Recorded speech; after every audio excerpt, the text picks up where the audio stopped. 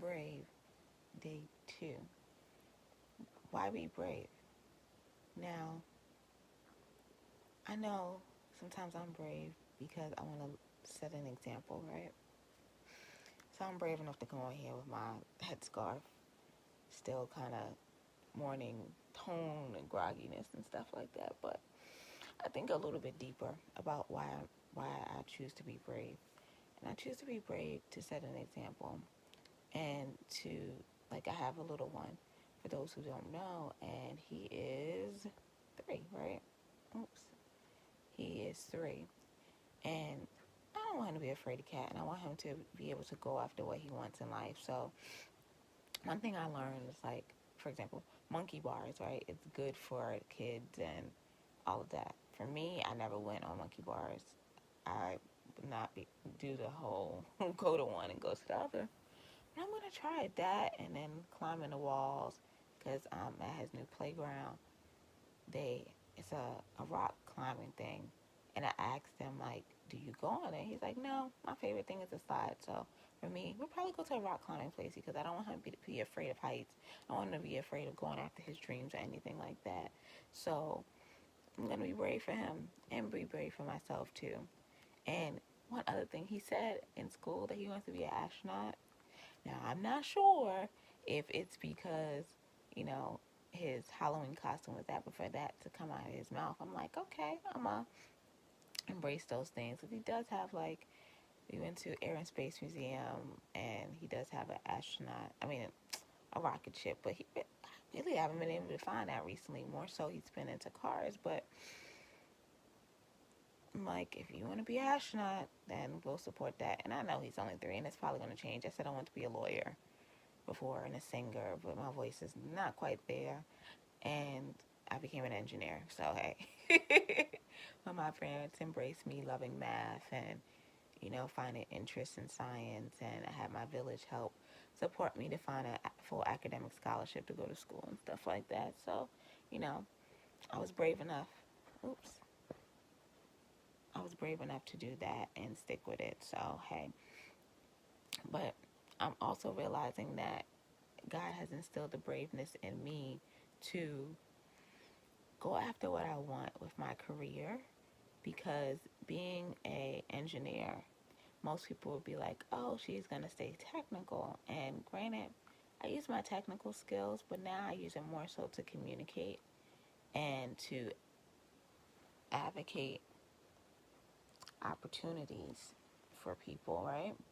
So with that, I was brave enough to set out for a position that wasn't as, what is it called, as technical or fully aligned with my actual goals, actual study, right?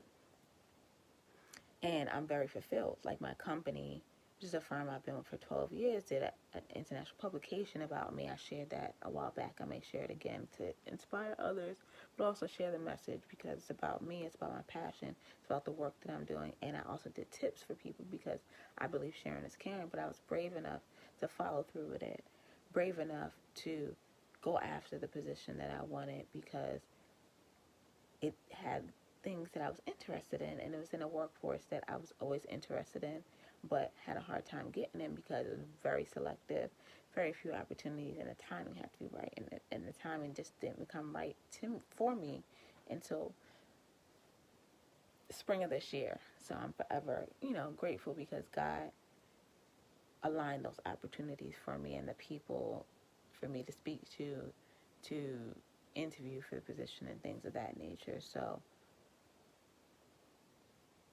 yeah, I'm learning why I'm being brave in my life. I'm being brave in my life for myself, to be happy because I create my own happiness, but to also prove to myself that life is what you make it. It's what you make it, and there's always people watching. And for me, being blessed with being a parent, I have my prince watching, and I want to be brave for him so that in turn he is brave for himself, because kids come into this world fearless. Like, One of my friends did a video of her daughter at the same age as him, only like 2 months apart, still getting bathed in a sink. And I was like, oh, my prince would have tried to jump out of because he knows he could fly. And just an example of kids being brave. Like for me, like I wouldn't jump off of a like a, what's that called, countertop or whatever, or a sink, unless I had to. Like, let's be real. If y'all had to do it, I'm gonna do it because you know that fight or flight process is gonna come in. But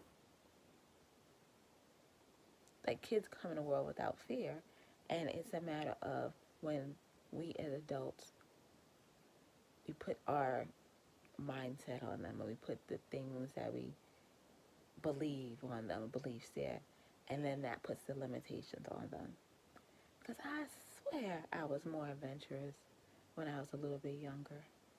And then I became a box checker. Like I'm reading Michelle Obama's book, my homie. Yes, saw her twice here in Washington, D.C.